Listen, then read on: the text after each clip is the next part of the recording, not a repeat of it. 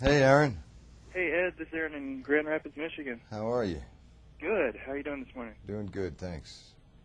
So you're talking about Appaloosa. Yep. Producer, director, writer, actor. Mm-hmm. That's a I sing, too, you know. lot to do. You sing, too. At the end, I mean, I do a song on the over the end credits. Nice, nice.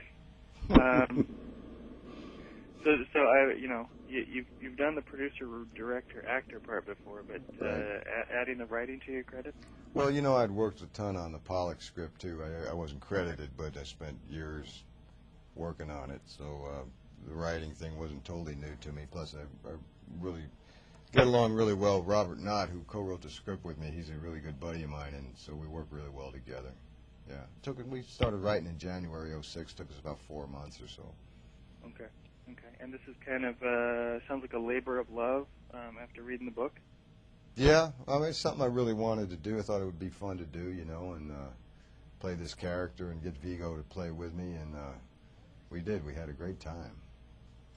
And now I'm hearing that that Viggo was really your only choice for Hitch. He was my one and only choice. We had worked together on History of Violence, and Right. I just thought we'd make a good pair. Well, from what I've seen, I haven't seen the movie yet. I'll see it this Friday probably, but it looks like you guys got great movie there. Yeah, it's pretty fun. I think you'll enjoy it. There's a lot of humor in the thing, and Viggo and I get along really well. These two guys, these two characters have been together for like a dozen years or so, and so I think you really kind of feel that relationship in the film. And Jeremy Irons does a really good job, as does Renee Zelwegger. And my dad's in it. He plays a judge that you'll see in the big courtroom scene. And Where do you allow? it was fun, man. We had a good time. And you just mentioned the cast. Pretty good group. How'd you get everybody involved? The script was pretty strong, and it read really well, and people responded to it. And Jeremy Irons, for one thing, he'd never done a Western before, so he was excited about doing it. And Renee was kind of tickled to play this character. She was a little concerned about exactly who she was, but she was up for the challenge, And Viggo, he really responded to it too. I showed him the book early on and said, check this out, and he really liked it, And I said, if I get a good script, will you do this with me? And he said, yeah, I will. And he did. And now, doing a Western, I mean, it's a genre that some people shy away from. Sometimes they're hits, sometimes they're misses. Did you have any concerns? Well, I didn't have any, reservations about doing it because I just really loved the story and the characters. It was a little bit tough to get it financed at first, but we finally got the money that we needed to do it. And, the marketing of something like this and whether it's successful or not at the box office, which I think it can be, and I certainly hope it is, was really not my major concern. My major concern was to enjoy the process of making it and work with the people I wanted to work with and to make a good film, and hopefully people get a chance to see it, because I think if people do go see it, they'll enjoy the heck out of it. Right. And now, Michigan lately has kind of started with these incentives offering 42% tax breaks. Are you hearing anything about Michigan? No, I hadn't heard that, but I'm glad to hear that. I mean, that's one of the reasons we shot in New Mexico. They got like a 20%, 25% rebate on money spent there when you're filming. So, for the financiers, that means a lot. So if Michigan's doing that, I'm sure a lot of work will start coming their way. Right, we've had a few projects come this way, and it's starting to pick up. So great.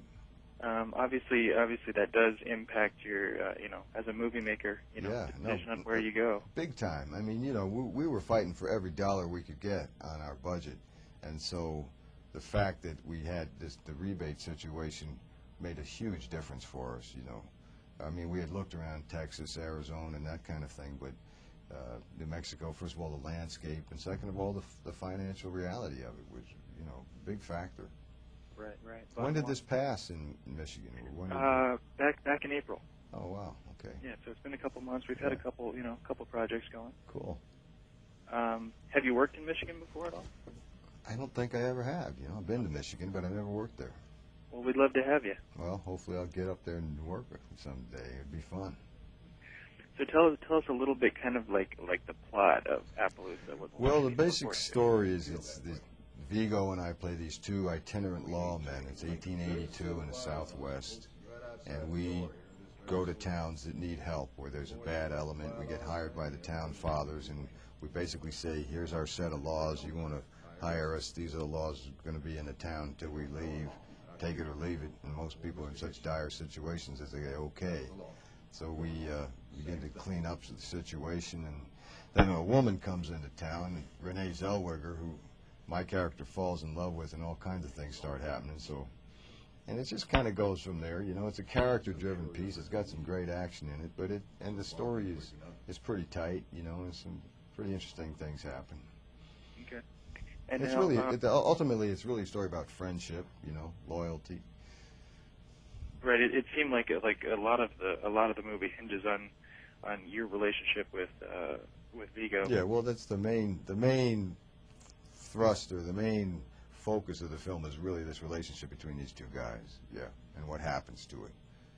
Now, is this like any Western we've seen before? Is it, you know, kind of along the lines of something else we've seen before? Well, I think that the visual aspect of it is more in a classic vein, in the sense that there's not a lot of cuts. You know, it's not like a close-up, close-up, close-up. It's not bam, bam, bam, bam, bam. It has the story moves along, but it also takes its time. There's a lot of wide shots. You really get to feel the country. You get to feel the sense of this town that they're in. You see people's bodies in relationship to one another. And there's some silence, you know, in certain places where I feel it's appropriate in terms of the time that it's taking place in, and the pace of life back then, you know. But and there's a lot of humor in it, which I think surprises people. It sets it apart a little bit from some other Westerns, in that this relationship we have and the way we are together allows for some humor. And it also looks like it has that lived-in look. Some of the old Westerns where everybody's, you know, shirts were clean and... Yeah, well, you know, it was pretty dusty where we were. We tried to keep ourselves dusted up, and I thought David Robinson, who did the costumes, I thought he did a great job. And, you know, we were very, very specific about authenticity in terms of all the tack on the horses and the wagons, and even all the individual sets and the set dressings and the wallpaper, the upholstery on the chairs, the texture of things, and the elements are very important to the whole thing in terms of dust and wind. So hopefully it has an authentic feel to it, you know. Well, it looks, from what I've seen, it looks great. Yeah, well, I think you're going to enjoy it. I hope so. Okay. Anything else you'd like to add about Appaloosa before we let you go? Well, not just that it was a really fun shoot, you know, and the whole reason for doing it was to enjoy the process and to make an enjoyable film. And I think people really have a good time going to see it.